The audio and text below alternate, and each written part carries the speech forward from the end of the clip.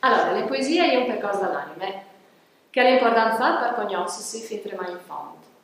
Le poesie è un viaggio, dunque di crescita e di scoperte, che ha proprio tante sofferenze, sconforti, ma anche amore e amicizia. Così, partendo dal progetto di istituto sulle migrazioni, ho pensato di proporre ai FRUS, dei secondari di primo grado, un aspetto particolare di questo argomento, facendo così un viaggio.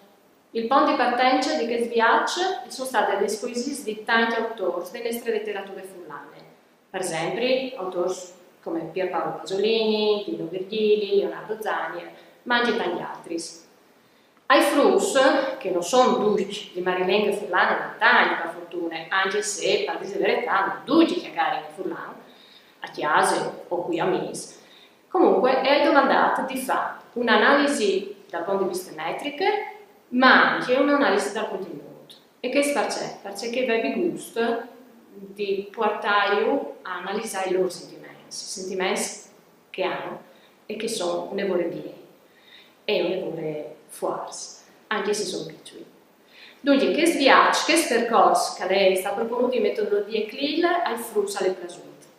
Alle plasute perché loro si sono chiamati a lavorare in gruppo, in coppie, di persone, e a lavorare sia dal punto di vista tecnico ma anche dal punto di vista creativo in cui forme, non è di costruzione di poesie, di formulazione di poesie, ma anche di costruzione di ci esprimi i loro sentimenti in modi diversi, con disegni, con PowerPoint e così via. E questo è un esempio, dice che ha fatto lunari des emozioni, è il loro lunare des emozioni. Dunque, è stato un percorso interessante, davanti a me è stato bello di lavorare insieme, ma è stato bello anche scoprire che pur essendo piccoli frus e pur essendo semplici e essendo gaierins, hanno tante ricchezze dentro e hanno tanti pensieri che si possono fare presenti a tutti.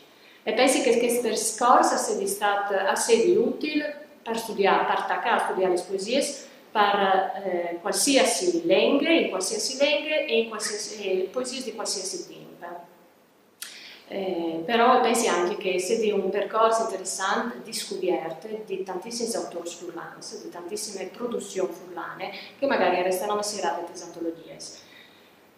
Le poesie dunque è un'occasione per noi di capire a fondo le vite e è importante per noi insegnanti di svicinare i frus a queste occasioni per approfondire, per analizzare i sentimenti che loro, come noi, possiamo